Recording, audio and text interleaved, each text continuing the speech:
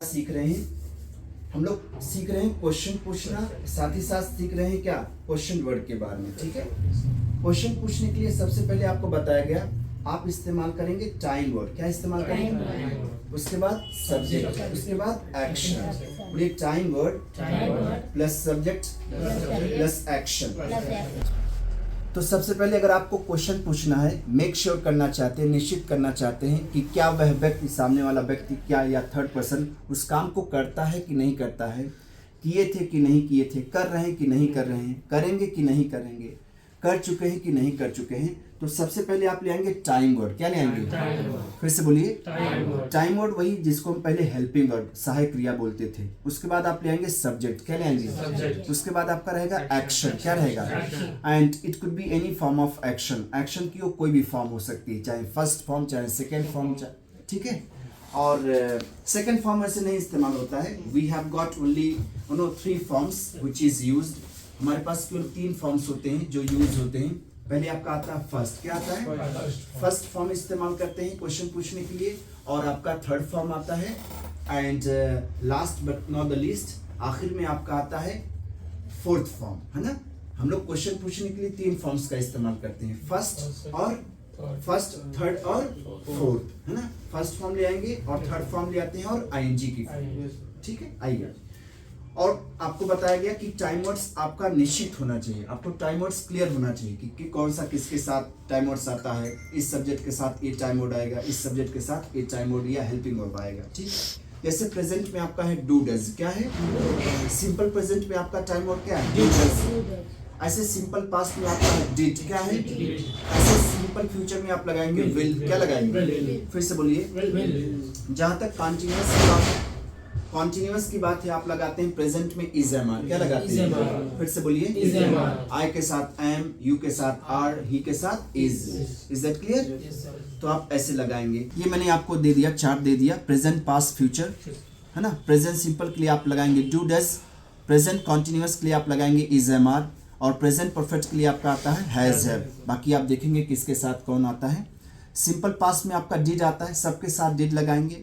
Past continuous में was वर आता है, सबके साथ हालांकि नहीं लगाएंगे, इसको आप देखना पड़ेगा। वाज किसके साथ? जैसे आई के साथ वाज, ही के साथ वाज, शी के साथ वाज, और यू के साथ वर, यू के साथ वर, वी के साथ वर। फ्यूचर के लिए विल लगा सकते हैं, सबके साथ लगा सकते हैं। हाउएवर हम जानते हैं आई और वी के साथ शल लगाते हैं, but in speaking you can use with all the subject. सभी सब्जेक्ट्स के साथ क्या लगा सकते हैं? विल। तो पहली चीज लेकिन आपको क्या करना है, ये मैंने नोट लिख दिया है। नोट क्या है? पहले आपका सेंटेंस सही हो, पहली चीज आपको निश्चित करना है, रिकॉग्नाइज करना, पहचानना है कि वो सेंटेंस क्या है, प्रेजेंट का है, पास्ट का है या फ्यूचर का। आफ्टर दैट अगर आप पहचान लिए हैं कि प्रेजेंट का है, पास्ट का है या फ्यूचर का है, देन आफ्टर गो फॉर, है ना, गो फॉर व्हाट, आप किसके लिए जाएंगे, चूज करिए वो सिंपल में है कि कॉन्टिन्यूअस में है कि परफेक्ट में है। आफ्टर दैट उसके बाद अपना क्या होगा, टाइमर्स को आप क्या कर सकते हैं, निश्चित कर सकते हैं। तो क्वेश्चन पूछने के लिए सबसे पहले जब आप पक्का करना चाहते हैं, निश्चित करना चाहते हैं कि क्या आप कोई काम करते हैं या किए थे, करेंगे, सबसे पहले आप ले आएंगे टाइम वर्ड। क्या ले आएंगे? उसके बाद सब्जेक्ट, उसके बाद एक्शन।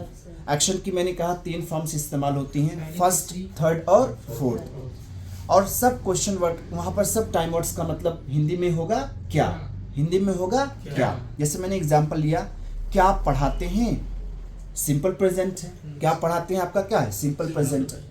और हम लोग टाइम वर्ड किसके अनुसार ले आते हैं, सब्जेक्ट के अनुसार। किसके अनुसार? सब्जेक्ट। इसमें सब्जेक्ट आपका क्या है, यू, और यू के साथ आपका क्या आता है, डू। आपने कैसे इसे बनाया, टाइम वर्ड आपका पहले लगाएंगे डू, उसके बाद सब्जेक्ट आपका आ गया यू, उसके बाद एक्शन की क्या आ गई, फर्स्ट। मैंने यहाँ पर नोट लिखा है क्या, डू डज डिड विल के बाद एक्शन की हमेशा क्या आती है, फर्स्ट। इस चीज को आप याद रखेंगे। तो क्या आप पढ़ाते हैं, डू यू टीच। क्या हो गया, ऐसे। क्या आपने कल डिनर किया था, कौन सा ये कौन सा है, टेंस, पास्ट का है, सिंपल पास्ट, डिड लगा देंगे। Did you take dinner yesterday. क्या आप पढ़ा रहे हैं, प्रेजेंट कॉन्टिन्यूअस है। आर यू टीचिंग, क्या हो जाएगा, क्या आप आज मैच देखेंगे, सिंपल फ्यूचर है, विल लगाएंगे। Will you watch match today. क्या आप कल वसंत पंचमी मना रहे थे, it is your past continuous, है ना, तो आपने क्या लगा दिया, were you celebrating Vasant Panchami. Is that clear? हाँ, ऐसे ही बात करते हैं क्वेश्चन वर्ड की, यानी क्वेश्चन वर्ड जैसे आपके प्रश्नवाचक शब्द जैसे व्हाट, क्या बोलेंगे, what time, where, when, how, why, who, with whom, ये सारे आपको बताए जाएंगे।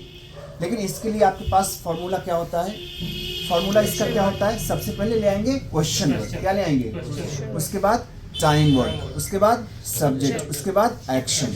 खास बात आपको क्या याद रखनी है, हिंदी में क्या होता है आपका ये प्रश्नवाचक शब्द हिंदी के वाक्यों में बीच में आता है, हिंदी के वाक्यों में बीच में आता है। जैसे आपने पढ़ा आप क्या पढ़ाते हैं, देखिए क्या बीच में आया कि नहीं, आप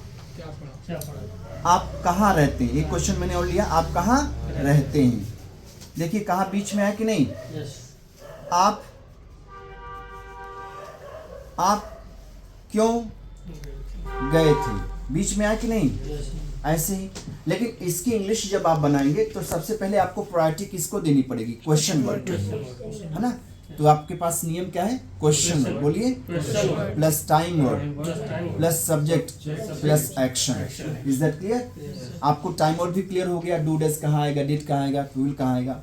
और एक चीज आपको ख्याल ये रखना है क्या, कि हम क्वेश्चन वर्ड तब इस्तेमाल करते हैं जब हमारे अंदर होती है मोर क्यूरियोसिटी। क्या होती है, फिर से बोलिए, यानी अधिक जिज्ञासा, यानी अधिक जिज्ञासा, यानी अधिक जिज्ञासा, अधिक जिज्ञासा, अधिक जानने की इच्छा होती है। जैसे आपने पूछा क्या आप पढ़ाते हैं, डू यू टीच, पहले आपने मेक श्योर किया, निश्चित किया, अब आपके अंदर जिज्ञासा अधिक हो रही है, अब आप ये जानना चाहते हैं सर आप क्या पढ़ाते हैं, तो यानी आपके अंदर क्या हो जाएगी, मोर क्यूरियोसिटी हुई कि नहीं, आप क्या पढ़ाते हैं। तो आपने इस सेंटेंस को कैसे बनाया, क्या की अंग्रेजी पहले क्या हो गई, व्हाट, क्या हो गई, व्हाट, चूंकि ये क्या है, कौन सा सेंटेंस है, प्रेजेंट का, पास्ट का कि फ्यूचर, प्रेजेंट इंडेफिनिट, हाँ प्रेजेंट इंडेफिनिट, सिंपल प्रेजेंट है, तो आप यहाँ पर डू डज लगाएंगे। अब डू डज में से छाटना है कि डू लगाएंगे कि डज, डू लगाएंगे, क्योंकि आपका सब्जेक्ट क्या है, आप, यानी यू, और यू के साथ क्या आता है, डू, तो व्हाट डू यू, क्या बोलेंगे, और डू डज के बाद एक्शन की क्या आती है, first what do you, subject आपने लगा दिया यू, देखिए क्वेश्चन वर्ड आपका हो गया व्हाट, उसके बाद टाइम वर्ड हो गया डू, उसके बाद आपने सब्जेक्ट लगा दिया यू, और डू के बाद एक्शन की क्या आ गई, first what do you teach, क्या हो गया, व्हाट डू यू टीच। ऐसे एक और आपने एग्जांपल लिया, आप कहाँ रहते हैं, है ना, क्वेश्चन वर्ड आ रहा, कहाँ की अंग्रेजी क्या होगी, वेयर। यहाँ पर भी बात आ रही है आपकी, यू के साथ डू आएगा, सिंपल आपका है, वेयर डू, क्या बोलेंगे, वेयर डू यू लिव, आप कहाँ रहते हैं। आप क्यों गए थे, क्यों इसमें आपका आ गया, सिंपल पास्ट है, सिंपल पास्ट है कि नहीं, और सिंपल पास्ट का टाइम वर्ड क्या होता है, डिड, क्या होता है, हाँ वेरी गुड। तो आप पहले लगाएंगे वाई, क्या लगाएंगे, उसके बाद डिड, वाई डिड, उसमें सब्जेक्ट क्या है, you, why did you go, क्या बोलेंगे, देखिए आपका क्वेश्चन वर्ड हो गया, टाइम वर्ड हो गया, उसके बाद सब्जेक्ट, उसके बाद एक्शन की first. So if you want to make your sentences correct, first of all you need to go through rules, है ना, you have to go by no system, आपको सिस्टम के हिसाब से चलना पड़ेगा।